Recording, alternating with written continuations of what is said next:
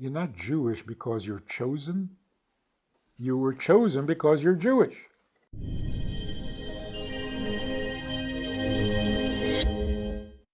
So why do we refer to God as He?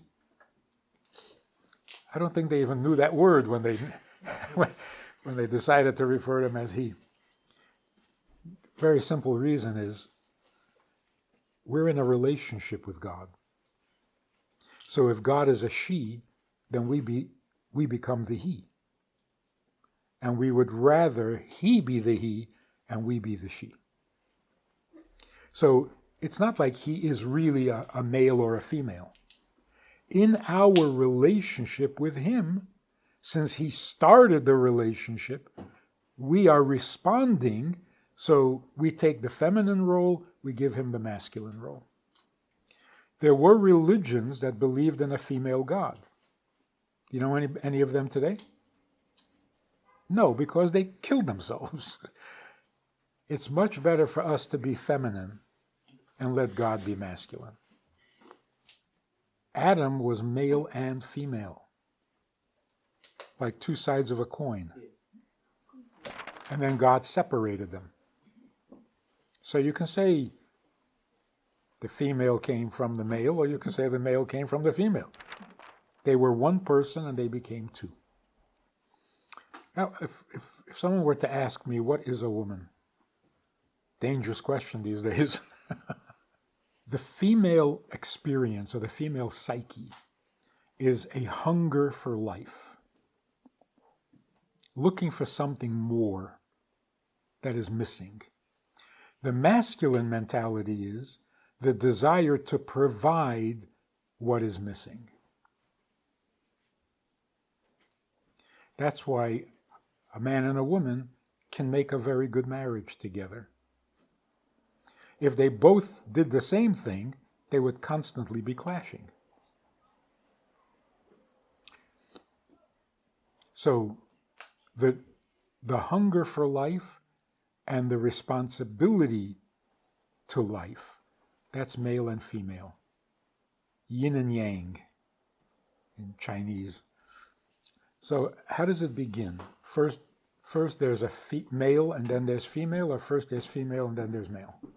First there's female, because otherwise nobody's going to be born. So even men are born to mothers. So first there's female, then there's male. So all of life begins with a hunger for life. That's female. When there's a hunger for life, then you got to do something about it. That's male. Think about your parents. Does that fit? Your mother wants something, your father got to get it. Isn't that how it works?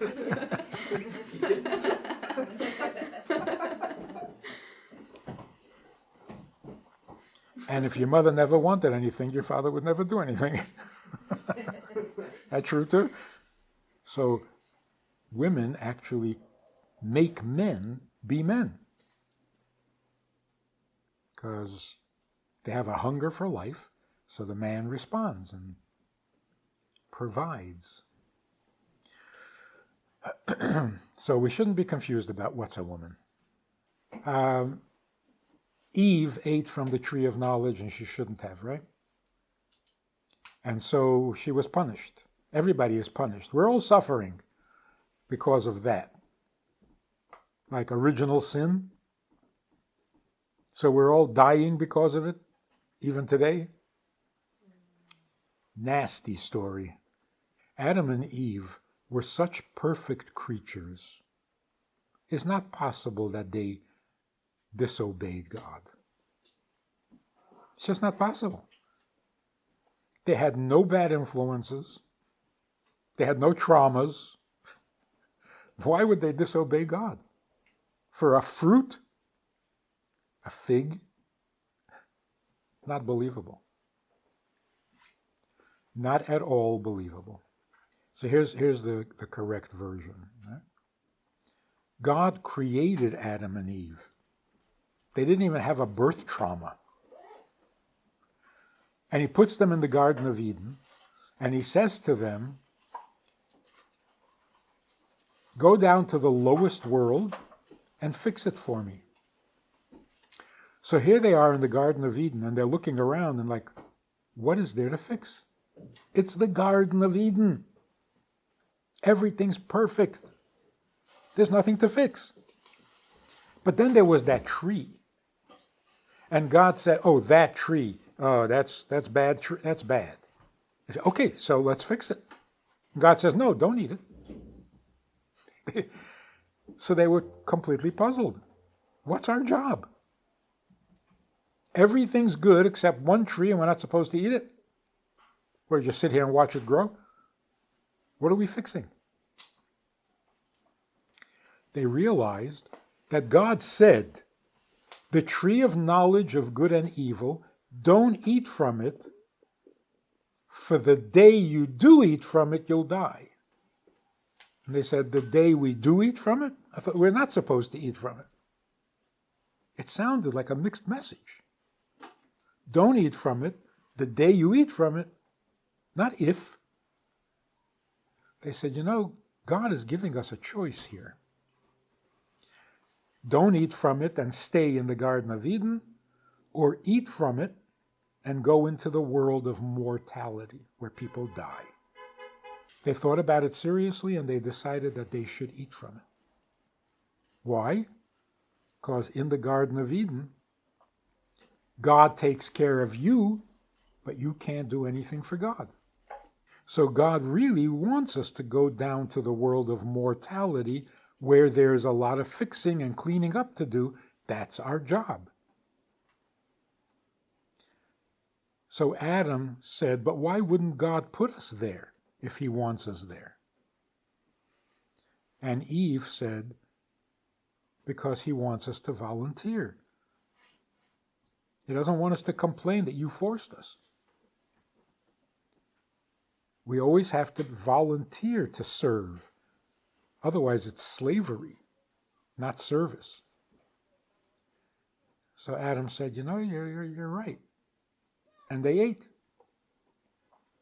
God comes to Adam and says, you ate from the tree I told you not to eat from? And what did Adam say?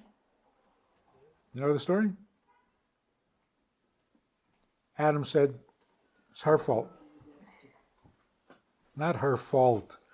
God was saying, how did you know that I meant for you to eat it? Because that was really insightful. How did you know? He said, I didn't know, she knew. God said, that is wonderful. Now let me tell you about the challenge of that world out there. Not only do you die, you have to work hard to make a living. There's pain in childbirth. You have enemies. The snake will try to kill you. You'll try to kill it. It's a messy world. But thank you for volunteering to fix it. So Eve is not the villain. It's been 3,334 years that we've been calling her the villain. She's actually the hero. The reason we are here in this messed up world is because she volunteered for herself and her children forever to fix up the world so that God can be comfortable with his creation. And that's what we've been doing for 3,000 years. Now the question is the world any better than it was 3,000 years ago? Much better. We've come a long way.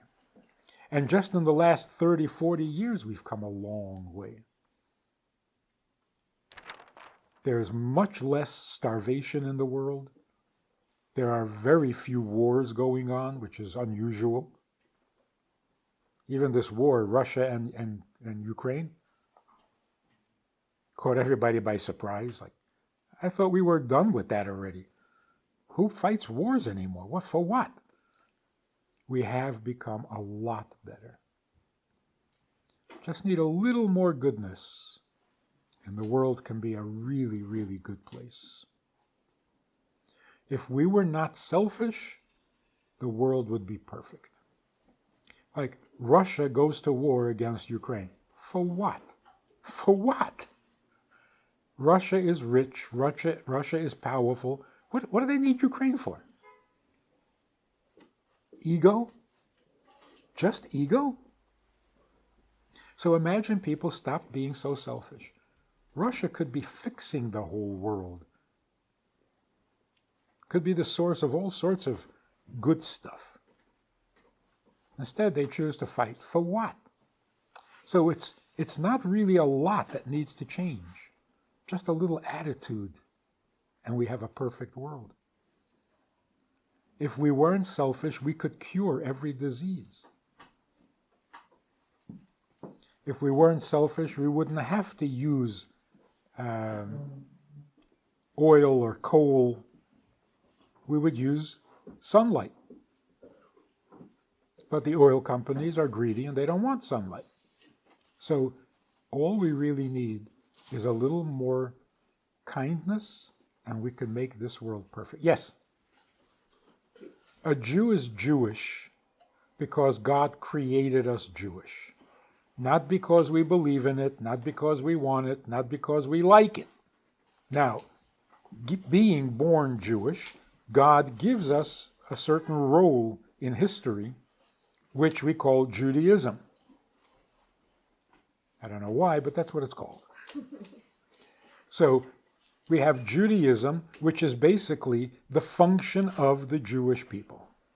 So you can say Judaism is a family, not Judaism. Jews are a family. Judaism is the purpose for which this family was created. How does one become a Jew if you're not born Jewish? When a person decides to convert to Judaism, they actually are transformed. It's not membership in a religion. You literally become a Jew. Here's a good example. Let's say somebody converts, becomes a Jew. On Passover, he's going to sit down, or she's going to sit down at a Seder, and she is going to thank God for taking her ancestors out of Egypt. Funny thing is, she's Egyptian. So imagine an Egyptian converts to Judaism and then thanks God for taking her ancestors out of Egypt. They were not her ancestors. Or Hanukkah comes around and she makes a blessing saying, thank you for performing miracles for my ancestors back in those days. Were they your ancestors? That is the miracle of conversion. When you convert, you literally are given a new soul, which is Jewish, whose ancestors were in Egypt, whose ancestors were saved in the times of Hanukkah and the times of Purim. So literally you become a new being, which is what conversion means. If it's just membership in a synagogue, that's not a conversion, it's a membership.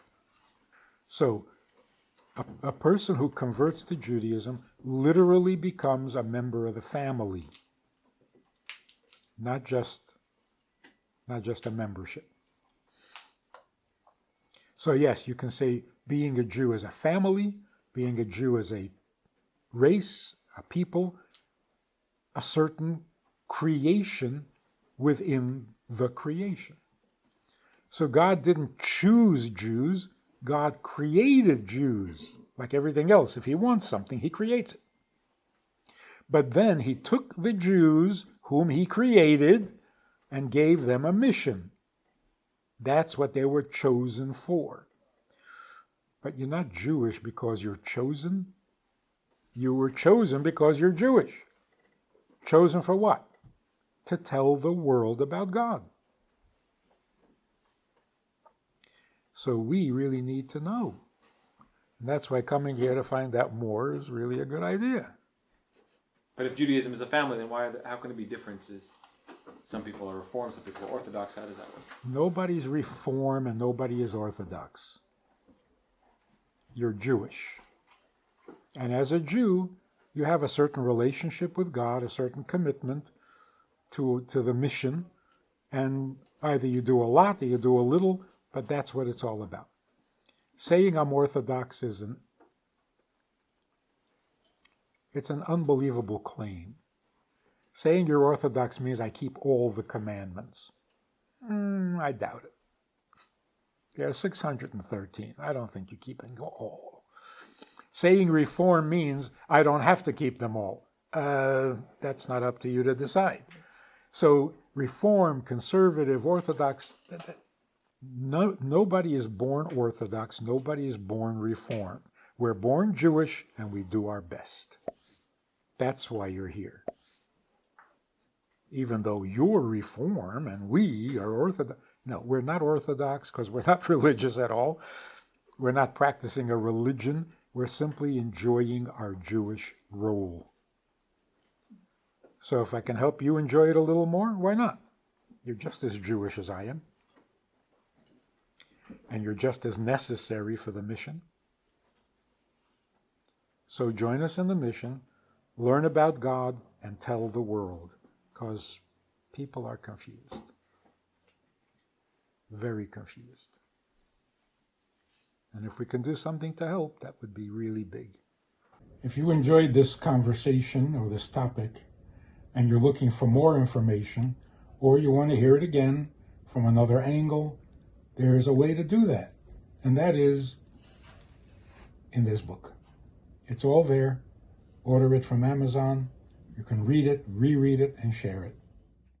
I want to invite you to join us as VIPs, partners in our work, and join us also for a personal chat with other members of the VIP club.